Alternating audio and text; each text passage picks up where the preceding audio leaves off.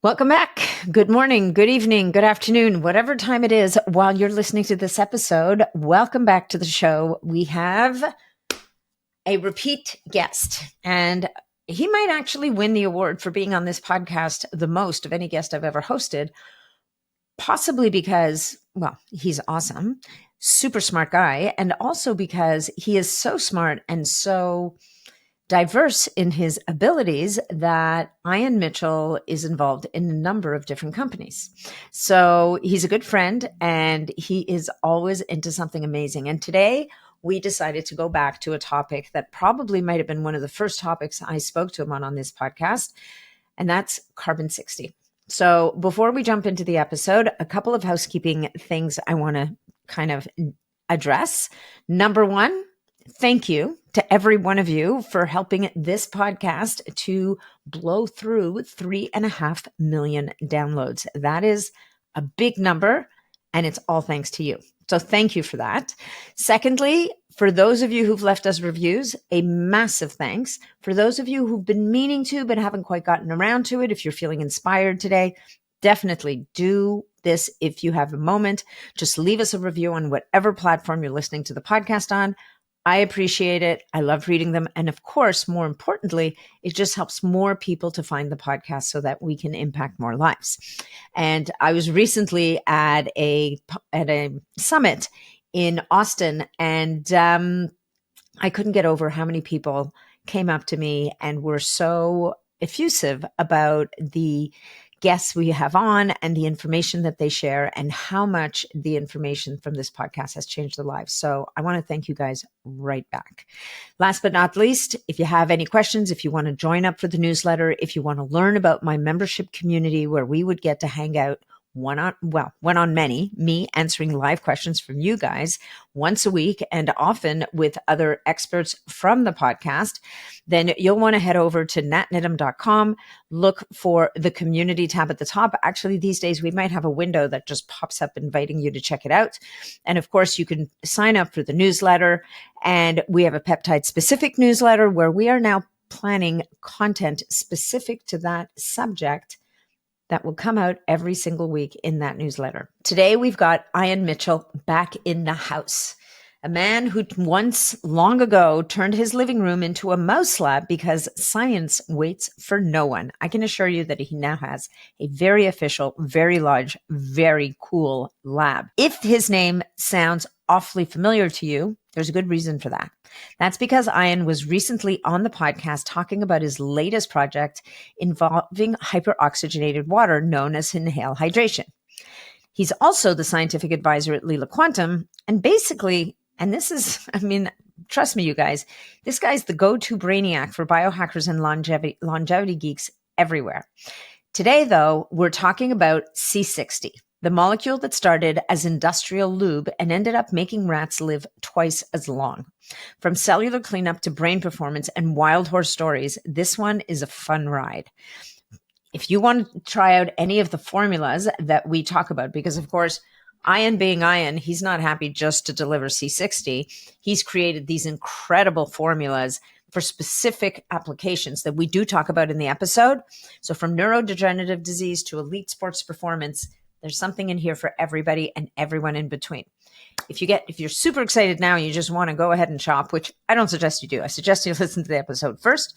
You can go to wizardsciences.com and use code NAT15 at checkout to get 15% off your purchase. Hey folks, just a quick reminder that all of the information presented in this podcast is for information purposes only. No medical advice, no diagnosing, no treatments suggested here. Before you try anything that you hear about or learn about here, make sure that you check with your medical provider.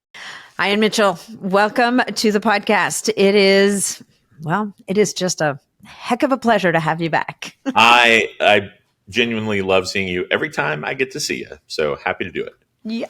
So we did a podcast together not that long ago on a completely different topic, but we have not talked about what we're going to talk about today in a really long time. It's been a couple of years, I think. And like 4 or 5, I think. Yeah. So we're talking about buckyballs. We're talking about right?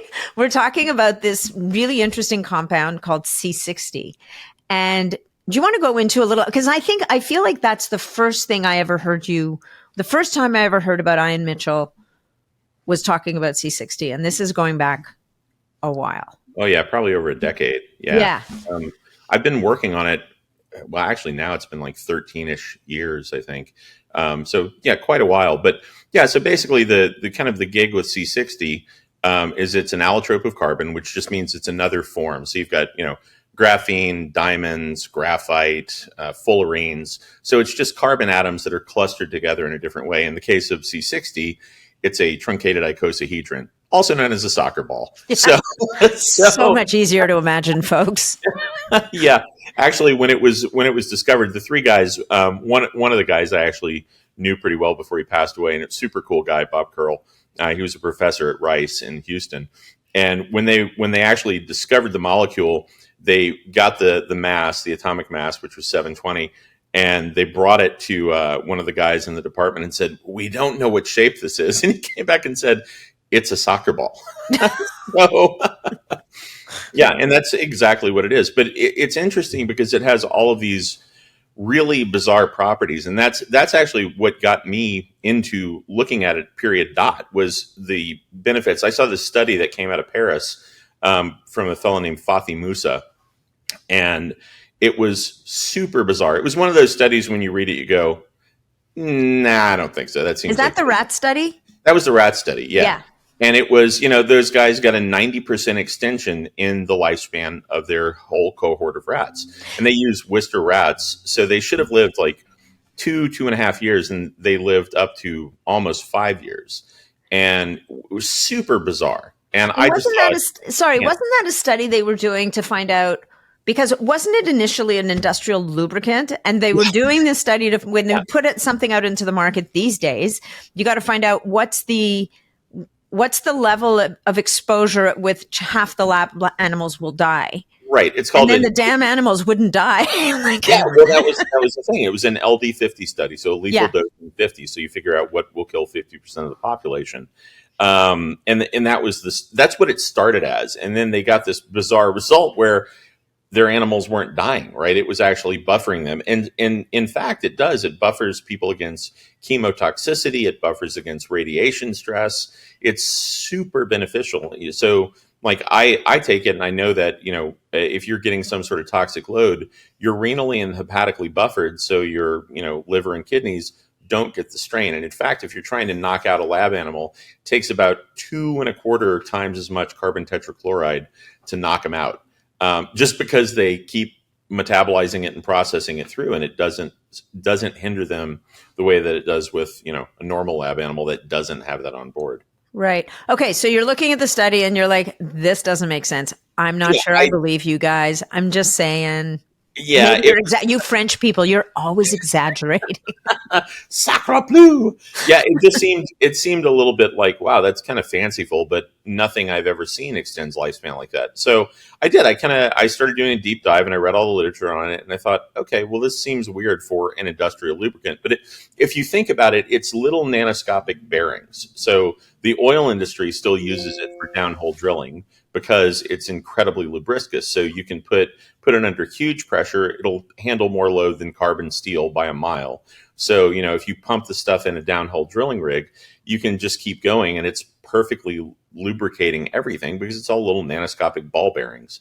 But as a biological agent, nobody really thought it would have merit. Turns out everybody was wrong. It actually does have, in fact, a ton of merit. So I redid that study, but I used a thing called P53 knockout mice. Mm-hmm. And the P53 is a tumor suppressor gene. So I bought a whole cohort of mice that were homozygous, so negative, like knockout. So they had no innate tumor suppression. And those are the unfortunate cancer mice that you see where they have idiopathic presentation of tumors everywhere over the body. The thing that's really interesting about those to me is that because in oncology, there've probably been hundreds of thousands of them at this point used, they have these insanely well-defined mortality curves. Like, within 2 weeks, either way, if it's wild type, if it's heterozygous, if it's homozygous, exactly with specificity, they're going to die in this window. So I thought, okay, these guys have a short lifespan. I should be able to do this study in 6 months and know definitively, like, is there any change? turned out that they live 93% longer on average. And I was like, what? It was completely bizarre, because I had actually turned the back part of my house into a vivarium so I could do it. And And all my husband wants is a hammock in the living room. yeah, And I deny him. Sorry. Yeah, it was. I had all these creepy mice with red eyes and white fur that were running around, but they were actually pretty sweet. But they just kept going, and they kept going, and I would check every day. We do the feedings, and I'd check everything, and I was looking for something. What I expected to happen was I expected that they'd get tumors and die, just like they always do. So the first one dies, and I opened it up and did a necropsy on it, and I'm going through the thing, and I've got it pinned open, and I'm looking at everything. No tumors. It died of a very obvious femoral hemorrhage, and so I'm thinking that can't be right. It's a tumor mouse. It's got to die from cancer. So I think, okay, I must just suck at this. I don't do necropsies all the day. I'm not a veterinary pathologist, so what do I know? So I thought, okay, the next time somebody in the cohort dies, I'm going to take them. So I did. I put them on ice, shipped them out to a vet pathologist, had them do full histological workups of very accurate, no cancer. Same thing. And every time. And I was like, okay, this is exceedingly weird. And the other thing I noticed was, and this is why it has so much applicability in terms of longevity things, is the animals, normally there's an incline on the health, and then you kind of hit that middle age point and then it drops down. What these guys did is they rocked up to kind of where the middle age curve was, and they locked in, and they ran horizontally in really great health until the last 2-ish, maybe 3-ish% of their lifespan. And then everything went to hell in a handbasket. It was like system-wide failure, and they started just kind of faltering, losing mobility, and having all kinds of problems. But it literally wasn't until the very last part of their lifespan. And like I said, on average, they lived 93% longer. So statistically, the guys in France came up with a 90%. I came up with a 93%. That's not a coincidence, right? So something is very obviously going on. So then I started doing a bunch of studies, and I did a clinical trial with 50 dogs, and then I worked on equine stuff. And every time, the equine thing was hilarious, because the first day I brought it out, and you solubilize it, you adduct it to an oil. So basically you mix the stuff up and you bind it to a lipid, and that allows it to move through the cell membrane. And so I did that, and I put it on oats. And the first day, the horses were a little standoffish. The second day, they all kind of clustered around me. The third day, and I mean, you know me, I'm a big guy, right? So I'm, 6'2", almost 300 pounds. This huge horse comes over, and I'm taking too long putting it on the oats. And it leans over and just swats me with its head and launches me through the air so it can get to the oats. And I thought, damn, okay, these guys actually want this stuff. And they, and then later in the week, one charged me because I couldn't get away from the oats because it saw me putting it on. Yeah, literally. I'm like, okay, well, this is a good sign. And the clinical trial with the dogs, similarly, the woman who was proctoring the trial called me on the third day and said, so we're seeing something kind of weird. And I said, what's that? And she said, they had them in two dogs per pen. She said, the dogs are trying to lick it out of the other dog's mouth. Which... And what were you binding it to at that point? Coconut oil or extra virgin?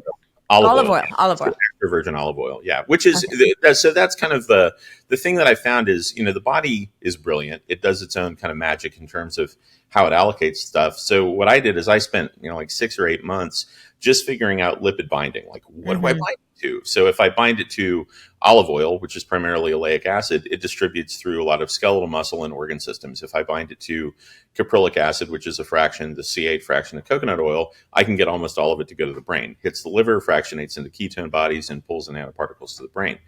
If I do it with EPA, DHA, fish oil or something like that, it's going to go towards the eyes and part of the brain. And so I just kind of charted out okay, if I want to get this result, I use this lipid, because the body does all of its own delocalizing of things after you consume it and moves it to different tissue and organ systems as it finds it appropriate.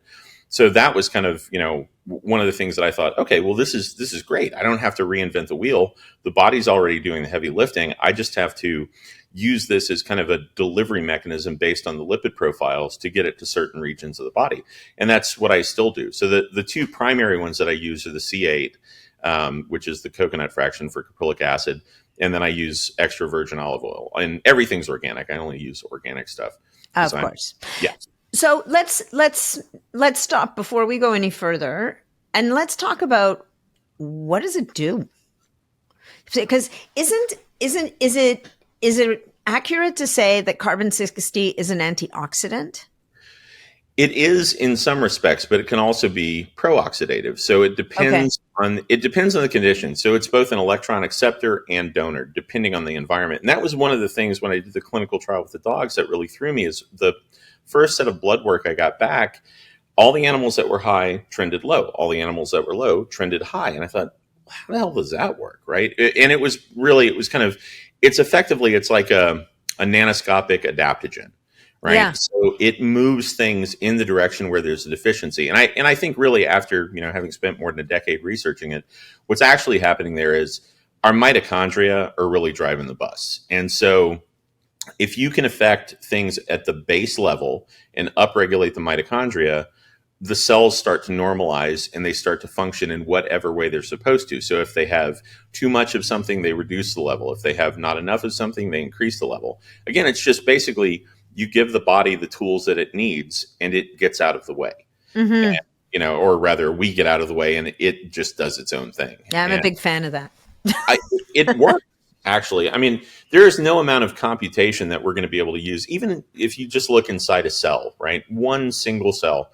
If you look at all of the different, components of the cell and the organelles and how everything is functioning, it's like a city. I mean, if you ever look at a micrograph of one, it literally It's looks so like a cool. city. Yeah. It's beautiful and insanely complicated. And, I mean, truly, if you do this stuff, and I say this all the time, if you're working in anything dealing with, biology or anatomy and physiology, and you are not completely awestruck every day, Mm-hmm. you've lost the plot, because Yeah. it's amazingly complicated and beautifully elegant at the same time. Well, it's beyond anything that we can create. Yeah. Like Yeah. beyond, right? Which is why, if we can get ourselves out of the way, if we can get the obstacles out of the way and just allow the body to do what it does, magic's going to happen that we don't even understand. Yeah, well, It's, case in it's point, right? It's massively increasing lifespan, right? like, The how whole did that thing. even happen?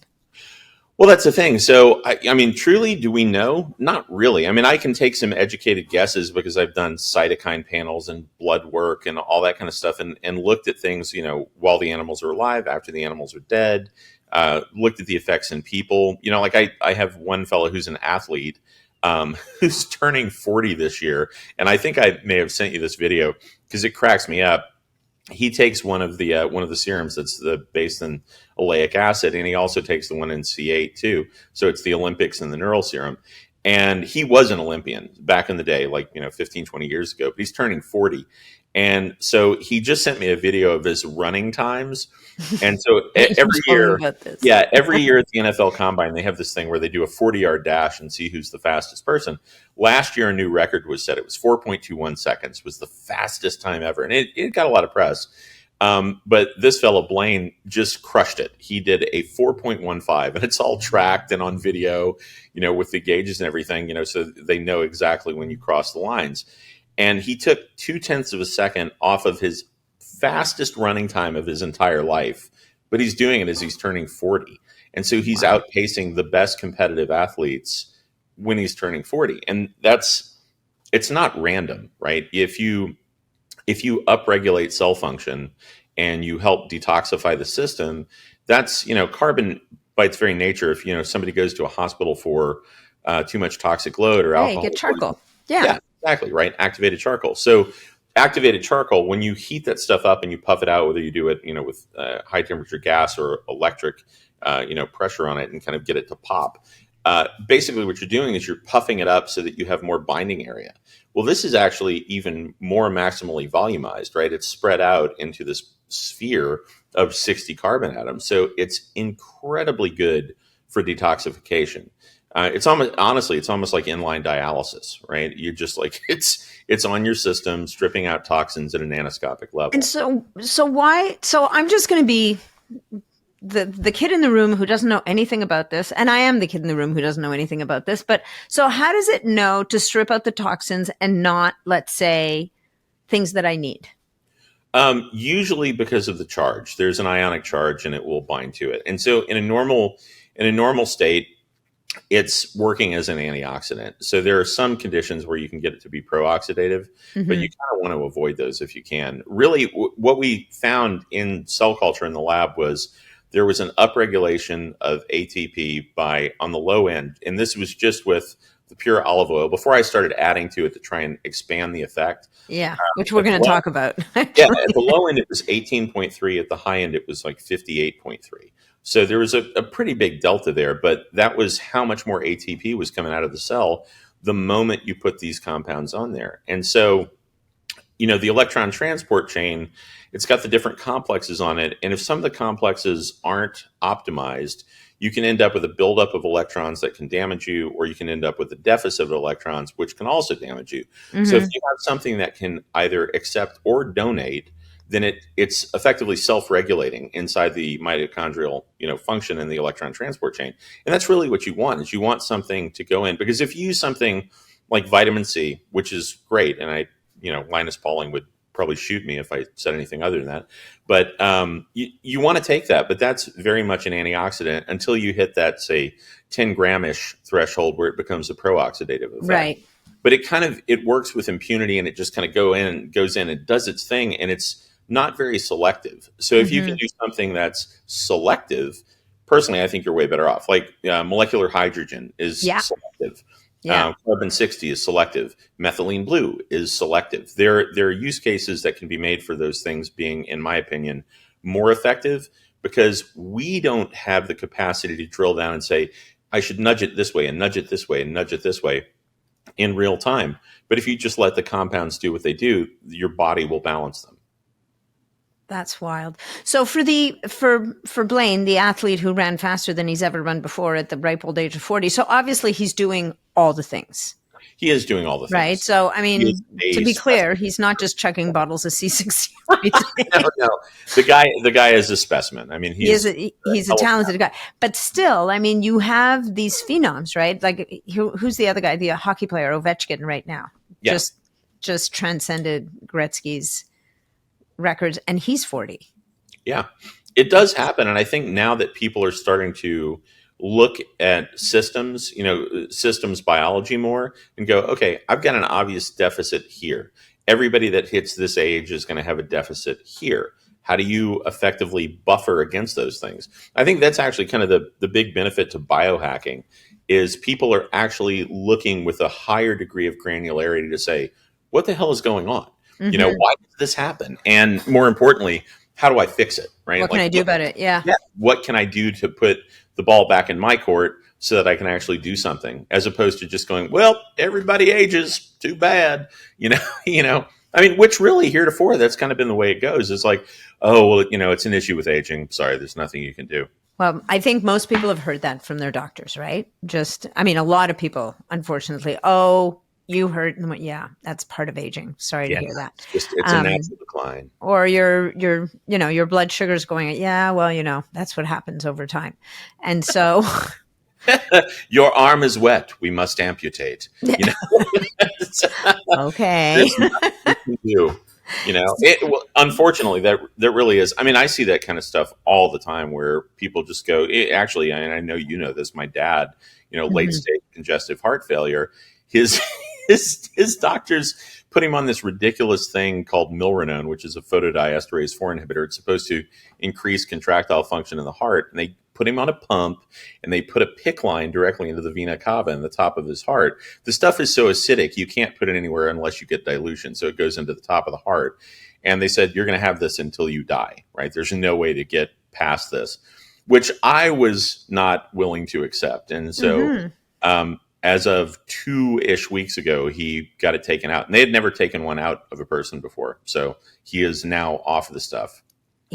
Really? Yes. Because the last time you and I spoke, he was somewhat reluctant to take his son's advice. He's come around, has he? Was actually, yeah. So his cardiologist, I finally convinced his cardiologist, or my dad rather, to let me talk to his cardiologist. And so he put me on speakerphone when he was at the appointment, and I explained everything I was thinking to do. And you could literally, when the cardiologist said, "Oh my God, that sounds awesome," my dad, you could palpably hear go, my God.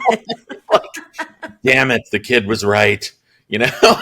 Well, also he's kind of relieved, right? I can finally get him to stop yammering at me and just start doing what he's telling me to do. And shockingly, the Well, PIC line comes out. What a yeah. concept. Yeah, I know. And they're like, oh, well, maybe we misdiagnosed it. Your heart shouldn't reach these levels of contractile function. So, that's the kind of thing. But again, those guys are really sharp guys and they're doing the best with the tools they have. I don't think anybody wants to resign somebody to, No. just dying, but that's the technology where it stands. And it's hard to do kind of the gig where, I'm doing research and that translational threshold, right? The translational medicine where it goes from, the lab into the hands of the doctors. The cycle time is getting way better, but historically it's been, 10 to 15 years, right? So, Yeah. I'll come up with something and then it would be, 10 to 15 years before it ends up in somebody's hands.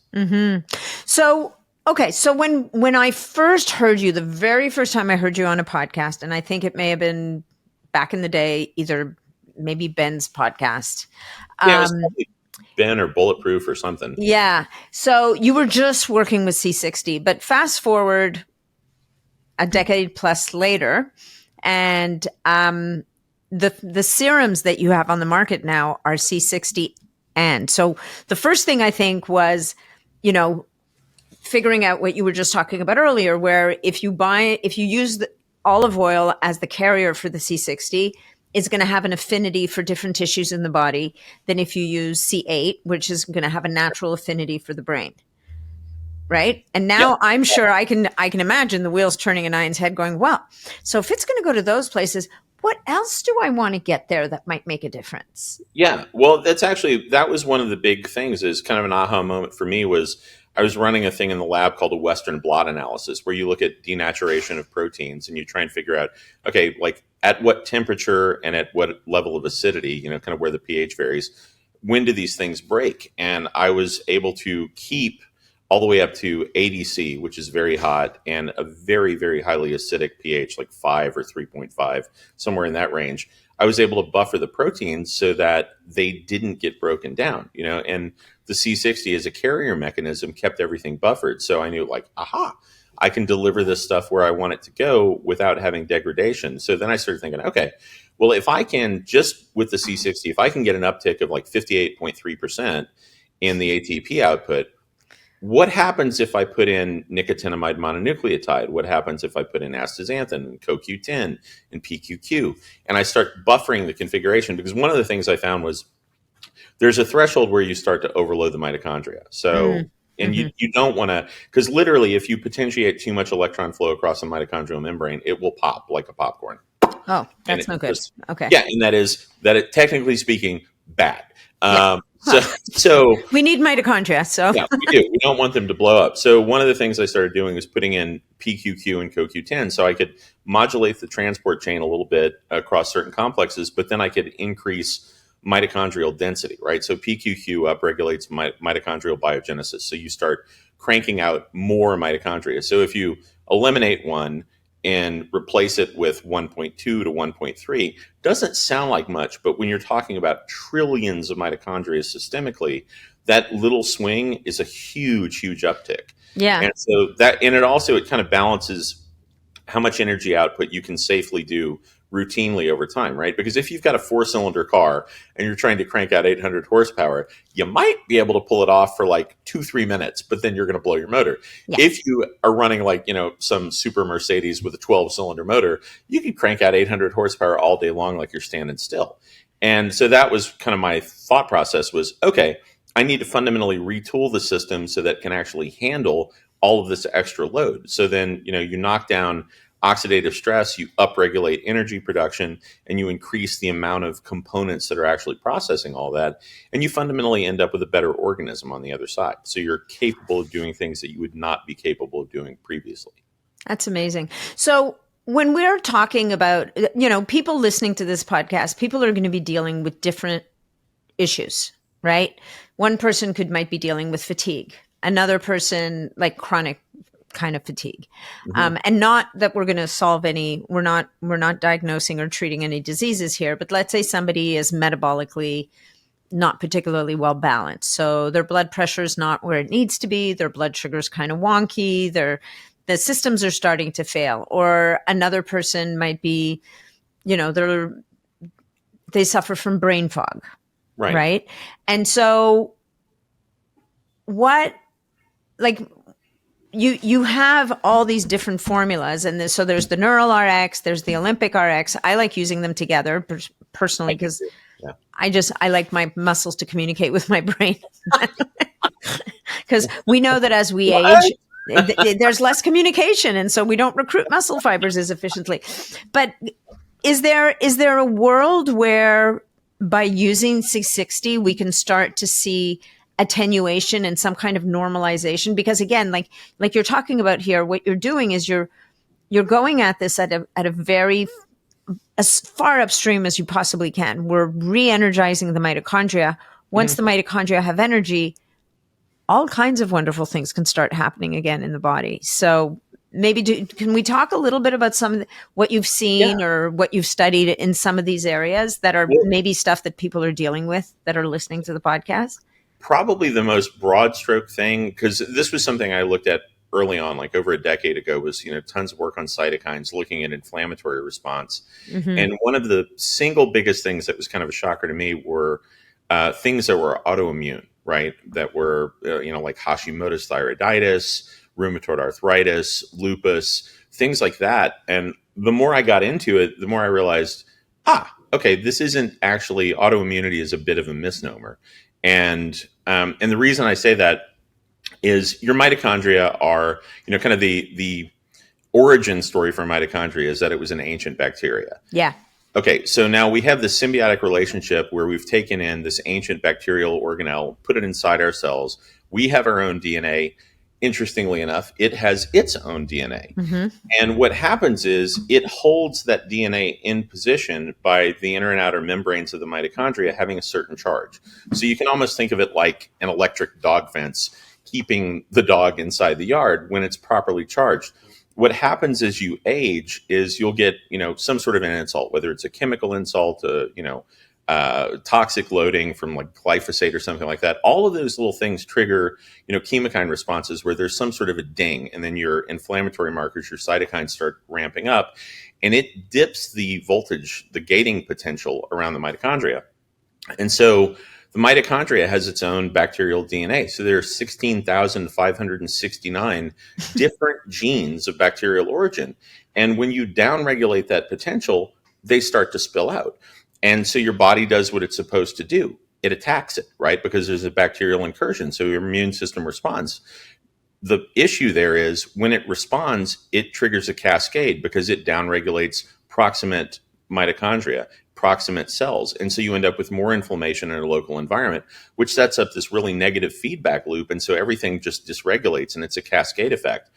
So what I found is that when you put, the C60 on board in the right way, it knocks down the cytokines. So you put out the fire really rapidly. And then because it upregulates the mitochondrial potential, it actually creates the barrier and the fence again. So you eliminate the stuff. And so literally in weeks, you'd see those conditions just go away. And it's not that it's some miraculous thing. It's that oftentimes we will isolate a condition based on symptomology, right? We'll say, oh, the pathology of this is you have this issue that you're dealing with. Well, if you keep breaking it down, and you find what the root cause is, oftentimes the root cause is very similar. And in this case, it is. It's just dysregulation and bacterial spillage. And so when you stop that, you see all these kind of things that are like, oh, it's miraculous. It can't possibly do all that. Yeah, it can. It's, that Henry David Thoreau thing of for every 1,000 hacking at the branches of evil, there's one hacking at the root. Be that, right? If you can figure out what the root causal function is here, go after that, fix that issue. And then the body just normalizes itself. So that's one of the things that I found that I thought was, I wish more people knew that, because I have seen so many people with a host of autoimmune issues where they start just mitigating the burden and it goes away, right? Your body doesn't want to be sick. It does not want to be in pain, but it just doesn't have the tools. And the way we're built, the feedback loop triggers, and it just takes us more off the berry path and more off the berry path, and your system starts to break down, and ultimately it has really profoundly lame consequences. But if you can get in there and shunt that pathway and rebolster everything, then you kind of buttress it against the detriment that you're experiencing, and everything works. Yeah, it's so simple in a way, because you're reestablishing the energy system. Yeah. and now the system has the energy to do what it needs to do. And it's like, okay, we got this. Off you Yeah. go. We're good. It's just like hair growth. I mean, I know you've seen the people that have used my hair stuff, and follicular cells want to do what they're supposed to do. If they don't have the energy, they put themselves into either a telogen or a catagen phase where they start to shut down or completely shut down. That's not their normal state, right? They want to go through a cycle where they hit that anagen growth cycle again, start pumping out hair. That's their job. They don't want to be dysregulated. Yeah. So when you're helping people with hair, because I know that you have a hair serum specifically or a scalp serum that specifically helps with hair. We're not talking necessarily about hormonal hair loss here. We're talking about hair loss due to inflammation, Right. post-viral hair loss. Yeah. What are the other causes of hair loss that you've seen that really kind of respond to this? Because they're different processes, right? In one, you have micronization of the hair follicle, you get death of the hair, it's. Yeah, there's a whole host of things, but even alopecia, a lot of times, androgenic alopecia and things like that, you can mitigate that if you just put enough energy back in the system, because there was a point for that organism or person where it didn't express erroneously, right? Where it worked. And if you just go back to that root cause, it just functions. So honestly, I haven't really seen that many systems where it doesn't help, and especially if people are doing, like, once people kind of find what I'm playing with, they usually try and like, oh, well, this sounds interesting. So they'll try some of the things. And, there's a lot of hormonal regulation that actually happens just because your body has enough energy to do it. Like post-COVID was one of those crazy things where I kept seeing women with, polycystic ovarian syndrome and POTS and all kinds of stuff. They were losing hair left and right. And you would say on the surface, oh, it's hormonal. Not exactly, right? It's metabolic, right? The highest points of mitochondrial density in an organism, across the entire species are heart, brain, and eyes, except women. It's ovaries by a factor of 20. So women have 20 times the concentration that you have in your cardiac tissue in your ovaries. And because of that, if you deplete that after a viral incursion of some sort, like COVID, if you deplete that by, say, 15 to 20%, then you simply don't have enough energy to function properly. And that sets up a cascade, and that feedback loop between, your ovaries and your hormones, very tightly, controlled. And so if you go back and you kind of adjust the baseline function energetically, things start to normalize. That's wild. And so in that sense, if you're seeing that there's an issue at the ovarian level, is that a particular serum, or is that actually no?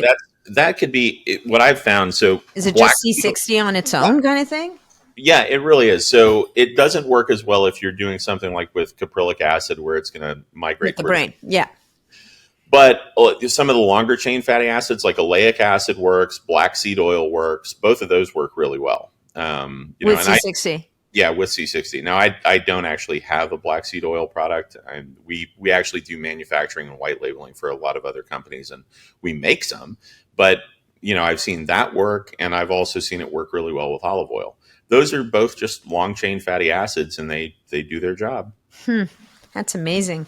So are you working with any clinics that are working with fertility issues with women? No, not at all.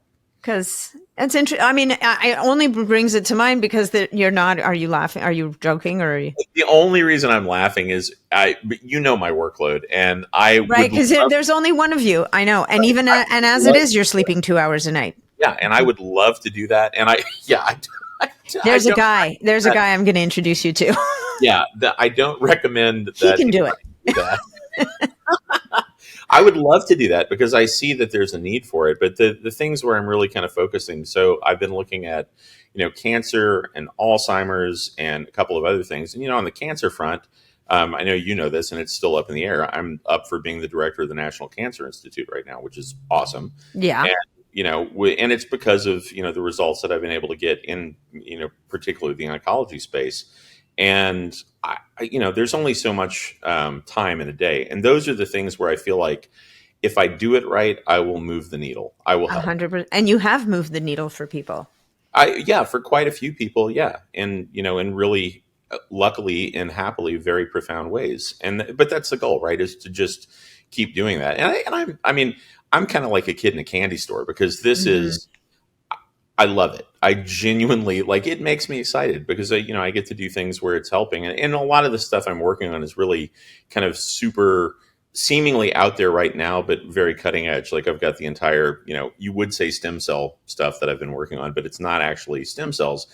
That too was something that after spending almost a year at UCLA breaking things down and doing all the research, turns out that there were more fundamental things at play than we thought. And so that's, and I'm lucky I get to play with all that kind of stuff. And, oddly enough, people have me fly around and look at things and test out new tech and see what's going on. And I really am. I could not imagine a better thing, but it does keep me insanely busy. Yeah. And that's good though. I mean, honestly, I don't take time off because I don't know what else I'd rather do.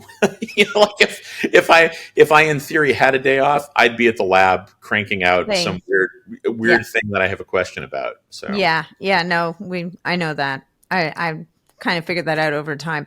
So let's talk a little bit about neurodegenerative diseases or even early onset stuff, like people experiencing even before they've gotten a diagnosis, like memory loss or, starting to think that, I'm just not quite as well, sharp as I want to be.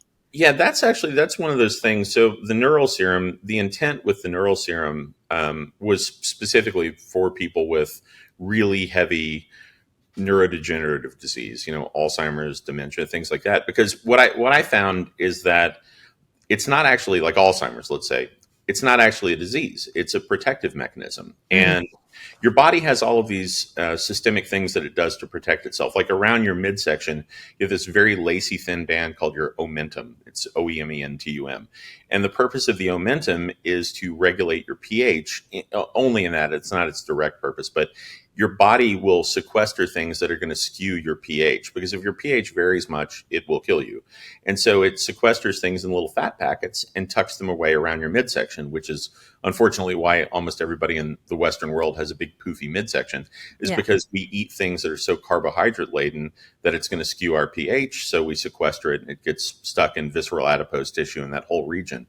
The brain has a similar system. So whether you're getting some endogenous threat like P. gingivalis or some exogenous threat like glyphosate or mercury, it wraps things in, tau proteins, beta amyloids, and packs them away. And so the brain has a system called the glymphatic system, which is a subset of your lymphatic system. And it opens up while you're asleep at night and uses interstitial fluid and cerebral spinal fluid to actually wash your brain.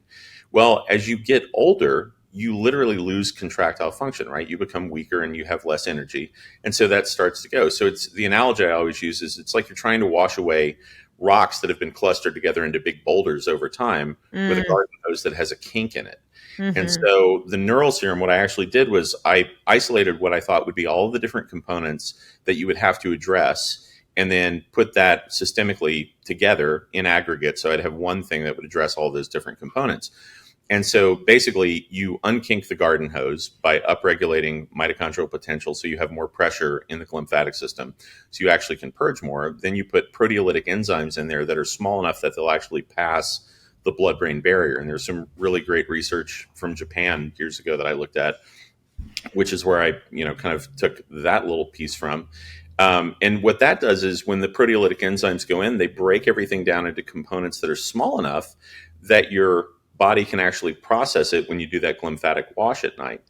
And so then over time, you start taking things away. And then the neural serum actually, because of the components, it triggers neurogenesis. So every day, your hippocampus produces new neurons every day.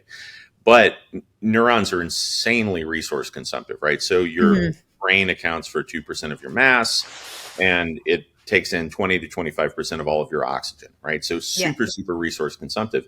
So every day when your hippocampus pumps out these new neurons, your body goes through a process called synaptic pruning, and it cleaves them. It just kills them unless you put them under some sort of cognitive load. And so I thought, okay, well, if I'm trying to contend with this and I've got all these people who are dealing with this issue, what do you do?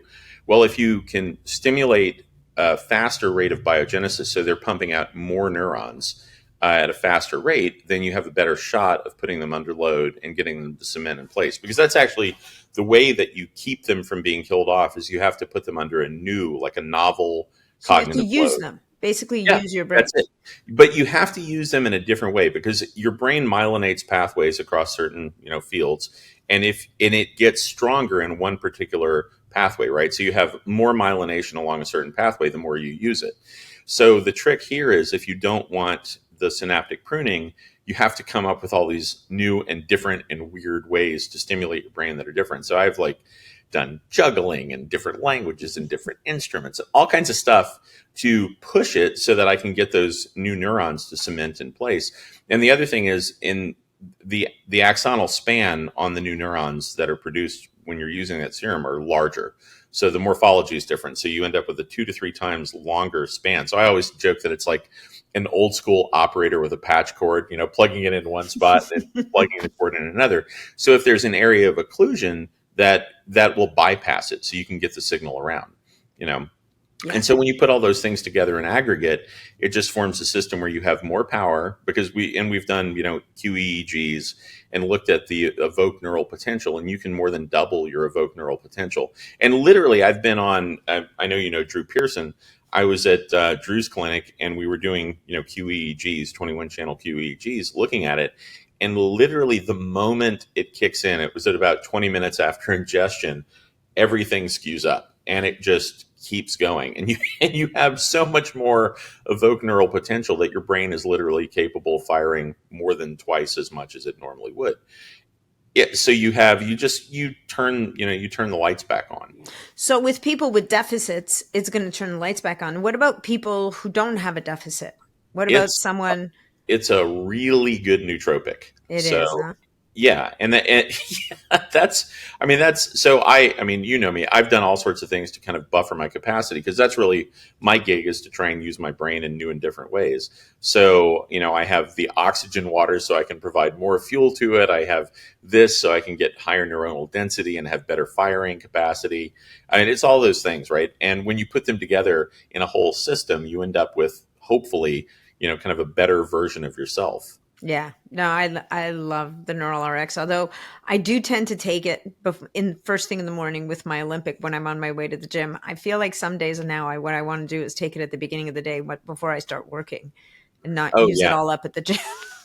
Yeah, actually, or tier it. So I do probably too much. My doses, obviously I'm larger, but I do a pretty hefty dose of it. But when I don't do it, I can definitively feel a shift cognitively.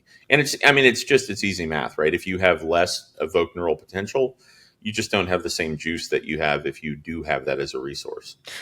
Do you think it's why you're able, not that I think you should keep doing this, let's be clear, but do you think it's why you're able to get away with so little sleep so often? Actually, if I had to peg it to one thing, I'd say meditation, probably. Yeah.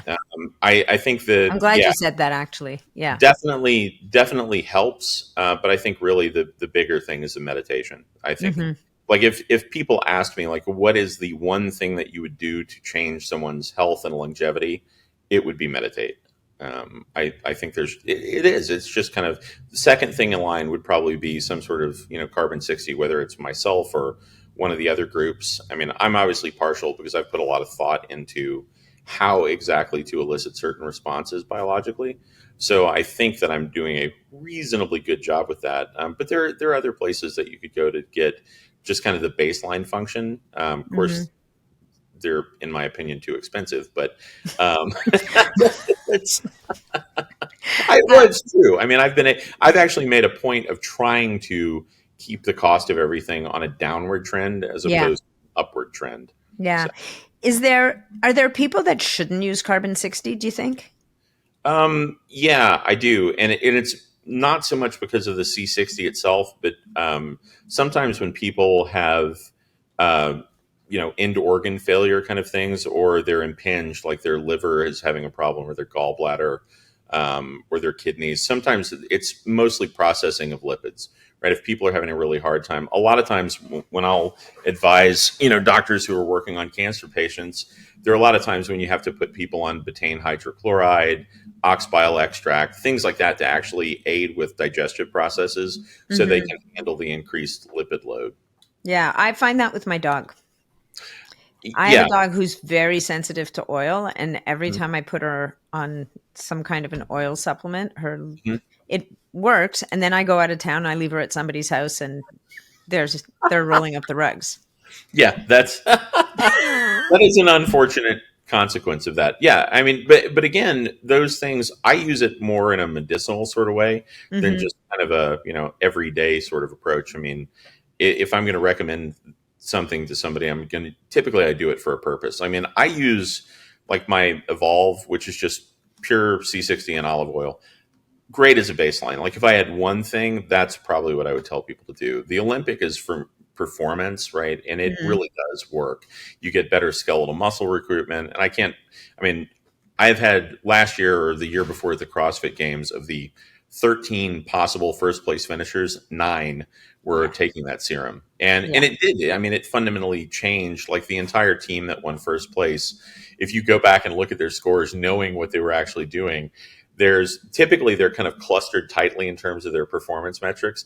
Those guys were so far ahead, they almost didn't need to show up to do the last event because there literally was such a big gap between their performance and the team that was next that wasn't doing it. And were they only using Olympics, or were they using Olympics and neural? No, just Olympics.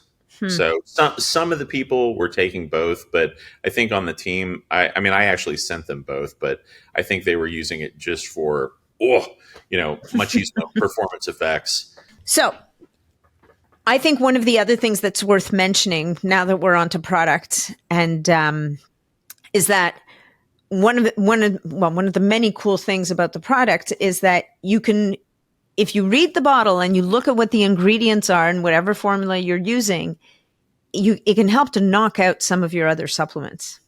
Oh yeah, absolutely. I find, right? Which is really nice in the world of cycling supplements. Yeah, that's one of the things I tell people: cycle off of everything, right? My stuff, anybody's stuff. Do not take supplements all the time. Your body is insanely adaptive. And if you constantly take an antioxidant, it will stop producing its own antioxidants, right? So you'll downregulate glutathione, superoxide dismutase, all those sorts of things. Keep your body functioning, right? Take it, cycle off. Take it, cycle off. Way better. So talk to me about those cycles, because I'm actually interested about that, because I do a couple of different diagnostic tests and I keep getting told, take glutathione. You need glutathione. And I know that genetically my pathways for making glutathione are not optimal. Right. So at a baseline, I don't make as much glutathione necessarily as the average bear. And, as you get older and live in big giant cities with all kinds of nasty stuff around, we could make an argument for glutathione being more. I actually, the thing that I like about glutathione, aside from the fact that it's endogenous, is that it allows the cycling, right? So it's not the one and done. It allows you to cycle. Yeah. C60 does the same thing. And so it's almost, if your pathway for glutathione is dysregulated in some way, in your case, genetically, then this is a great adjunct because you can kind of use it to bolster what you're doing. But still, even if you have marginal function, I still think it's good to just do what I typically tell people is 5 days on, 2 days off. 5 days on, 2 days all right. off. So you're talking about that kind of cycling. So with the let's say the C60 form. So with the Neural RX, we'll talk about two different populations. We have the person who's struggling, right? Mm-hmm. So either they have a neurodegenerative disease that's been diagnosed, or they're cognitively challenged in some way. They have early onset dementia, whatever. In that case, do you think that person also it's a 5 and 2, or do we just kind of keep the train going because they just need that extra support? Yeah. In that case, if somebody has a cognitive impairment, I wouldn't cycle it. I would go, because the nice thing about it is because it's actually kind of a remodeling effect, where every day you're actually taking away some of the detrimental, kind of the fabric, if you will, of what the problem was, right? So if you go in and you use the enzymes and you break it down and you wash it and you clean it, every day you get consistently better and better and better until you get normal function back. And even if you stop at that point, it's just going to degrade at the rate that it had been degrading at before. So you've staved it off. Yeah. So you're going to start. Yeah. Yeah. Yeah. And one of the things I don't believe anybody should be on anything permanently. Like I literally, there is not a single thing that I've made where I'm like, oh, and someone will stay on this for life. I think that's a horrible advent of the modern pharmaceutical industry. It's like, well, I'm sorry, you're going to be on GLP-1 agonist forever and you're 12. You know, that's ludicrous. Anybody who's sane would look at that and go, that's cracker pants. Yeah. You know, you do not do that. And so all of the things that I'm putting together, they either help people get over hurdles, or if they're already really in a deficit, will bring them back to a state where they're normalized and they're functioning properly. And then just start cycling then. Treat yourself like a normal person and go back on a cycle. The same rules apply. But if you're, you know, I wouldn't want to wear a Band-Aid all day, but if I had a sucking chest wound, I'd probably want to cover it. You know, it's get yourself past the point of having such really harsh detriment, and then start kind of with a normalizing process. Okay. So then for the optimizing crew, we're on a 5 and 2. Yeah. That kind of world. Although, you know, I sometimes get people to say to me, like, you know, I feel so good during the week, and then I come off this stuff on the weekend and I feel horrible. And so in that sense, I almost feel like that person might have a bit of a deficit. And so would it make sense to cycle off after a month and see how you feel? Like maybe you need more support. Well, I've done it in super high doses for very long periods of time just to test the, you know, the safety and look at the, and I didn't have any detrimental effects. And in the animal populations where I tested, same thing. I still think people ought to cycle, but get yourself back to that baseline. Yeah. You know, if you do, I mean, genuinely, when you can knowingly double your evoked neural potential, yeah, when you're not using this stuff, you're going to feel it. Like, and that's, you know, literally it's, you know, 20 minutes in, you're like, bang, lights come back on. And if you skip a couple days, you might feel lethargic. Maybe you want to skip Monday and Tuesday so that your detriment is lined up at work when everybody else is sucking wind, and then you're a rock star on the weekends when it's your own time. Right. I don't know. Maybe. Or you could just look like a superstar while everybody else is sucking wind. You know, it just depends on your goals. So hashtag goals. All about the goals. What else, Ian? You have a skin serum too, don't you? I do. Yeah. And that's really great for people that have, you know, rashes, or they're popping up with some sort of, you know, really bad detrimental things. I don't want to make the claim to diagnose, treat, or cure. So it's not an aesthetic serum. It's a treatment serum. Yeah, it is definitively a treatment serum. Now, you can use it, you know, aesthetically, because anytime you provide energy to a system, the system's going to respond, right? So you'll end up, and there were actually good studies on this using C60 and different lipid profiles where it increased collagen density and did all sorts of stuff. And, you know, anybody can find that stuff. So this definitively does that. But if somebody has psoriasis or plaque psoriasis or things like that, that'd probably be what I would tell them. In fact, it is what I tell them to do. As a matter of fact. Yeah. Yeah. As a matter of fact. Yeah. As a matter of fact. Yeah. Okay. So we have the hair serum. I mean, look, you know what, guys, you just need to go to the website, check it out. And there's a broad range. We've talked here about the big hitters, and I would say the Neural RX and the Wizard, the Olympic, the Wizard is sitting in front of me. The Olympic RX are I would say they're kind of like your flagships right now, right? They are. But anyway, you have you basically have a senolytic formula coming out. Yeah, called Mito Blue. So Mito Blue. Yeah, Mito Blue. So is there methylene blue in it? There is methylene blue in there. And same thing. I love methylene blue, especially because you can use it to kind of skip the first two electron transport chain checkpoints, if you will, the complexes. And so you get to actually see kind of a contrast with what is functioning is not functioning properly inside the mitochondria. So it allows for a more efficacious clearing of things that are broken. So, and it kind of increases the signal to noise, right? So you see where things are going off the rails and can fix them more effectively. So with the Mito Blue, people would be taking that for energy. Yeah, actually they will be not like an energy drink, but no, that's a part of it. Really, what I'm doing is it's more a senolytic, right? So they're going to get the energy effects, but it's it's triggering senolysis, right? So you're going in and you're breaking down senescent cells. So zombie cells. Yeah. Yeah, exactly. Right. So that's, you don't want those things. The problem with senescent cells is they trigger paracrine signaling, which is basically the dysregulation in, say, 8% of a particular organ or tissue system sets up this really bad paracrine signaling cascade, and it will dysregulate 40% of all the cells in approximate locations. So Mm. you don't have to have a lot of it to really screw things up. And so if you can go back in and you can very effectively figure out what are the most broken things and purge them, then you're way better off. And so that's what this does. Is it just, I use the methylene blue to kind of leverage that so I can get a really effective clearance, and you can end up with healthy cells and healthy mitochondria faster. Yeah. So, but on the senolytic front, I would say that cycling there is a really good idea. Yeah, I would absolutely say that, because Yeah. you don't want to bombard your system with lots of necrotic debris from things getting, whacked and taken out. You definitely want to pulse it. Yeah. I mean, again, with all things, it's kind of an appropriate use of the technology. One of the other ones is the NMNG, which is just nicotinamide mononucleotide. But if you couple that with ginsenosides, which are a ginseng derivative, the upregulation, and you can see it. I have the graphs on the site from the university that done the study. You get a 2 to 3x consumption in the tissues, right? So you actually get perfusion in the tissue and organ systems, whereas you would not normally get that much. And that's kind of the thing. It's a lot of this is me trying to figure out ways to hit the minimum effective dose, right? Like, where's the threshold and what's the least amount of a compound I can put in someone's system so that it has the proper yield. Yeah, I love that. I love that. So the NMNG doesn't actually have C60 in it. That's just a different formula. Yeah, totally different. So the Olympics and the Neural both have NMN in them.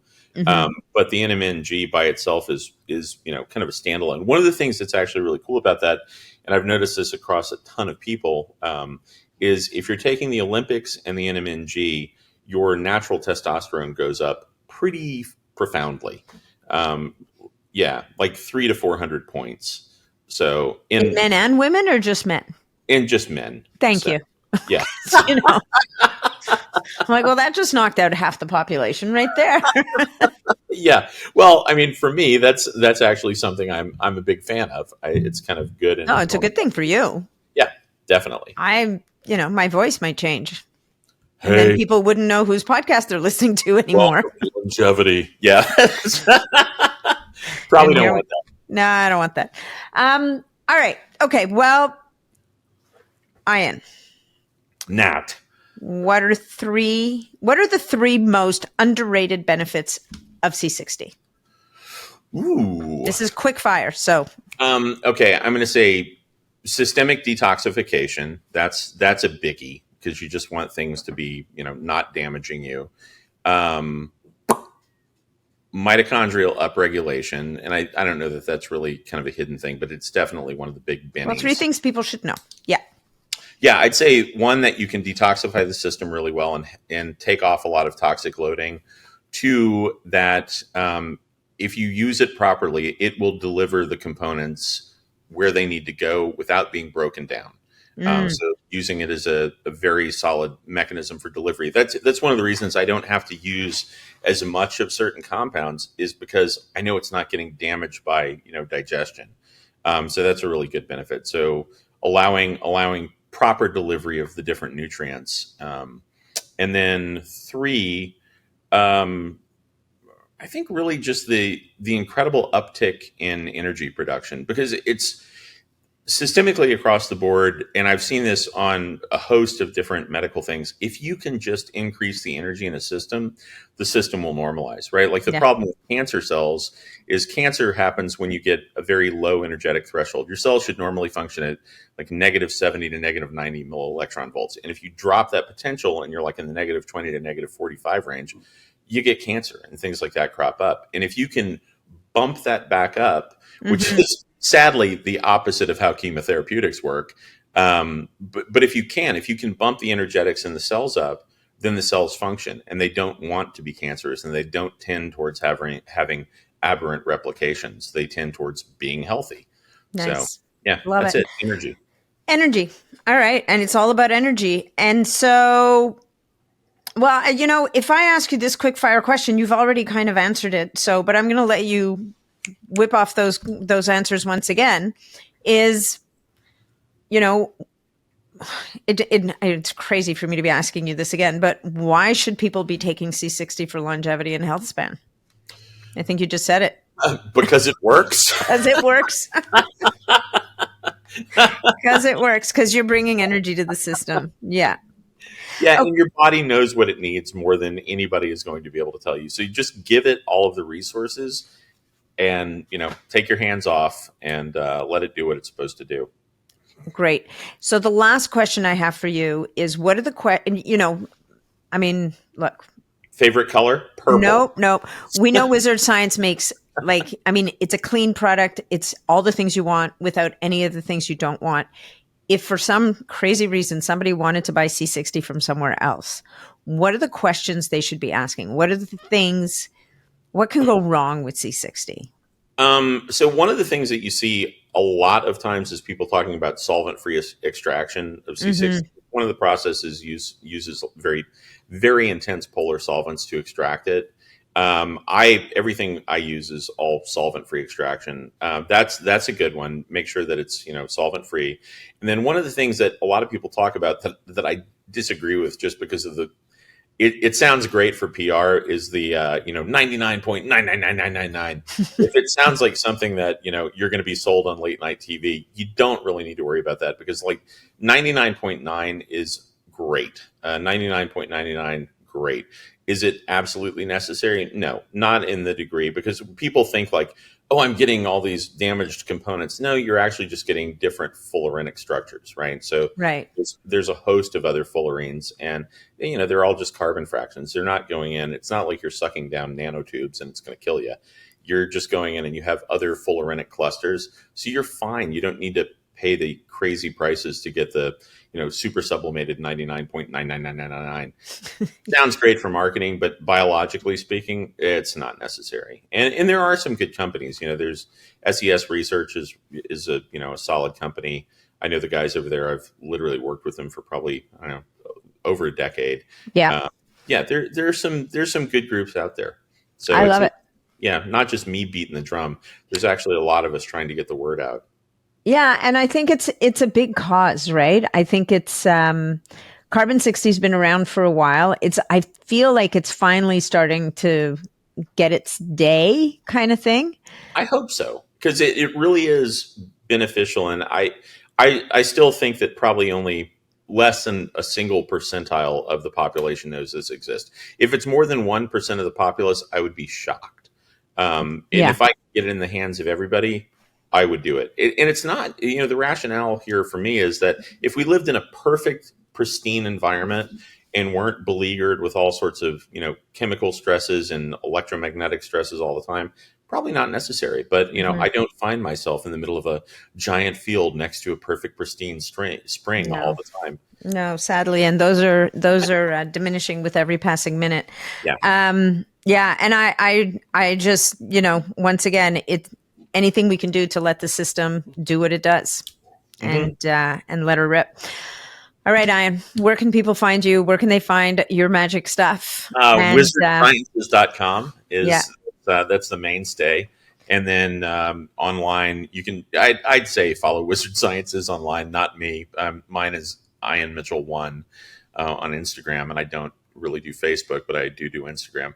And, I still, just because of my time, I used to tell everybody, reach out and I'll get back to you. And I still do, but I literally, the litany of things, it seems like a glacial pace, because there's so many questions, and it just takes, and I don't really have the capacity to respond as much as I used to. So no, you're kind of a busy guy. But maybe we'll get you into the community and do a little Q&A in there and let those people fire away. I actually, that is literally one of my favorite things to do, is because it keeps me on my mental toes. Nice. All right. Well, we can do that. All right. And guys, for listeners of this podcast, Wizard Science, aka Ian Mitchell, has a beautiful code for you guys. You can use NAT15 and save on your purchases.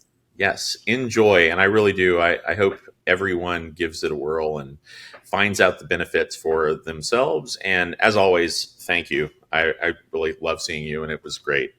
And thank you. We'll see you soon. We All hope. right. Bye. Bye.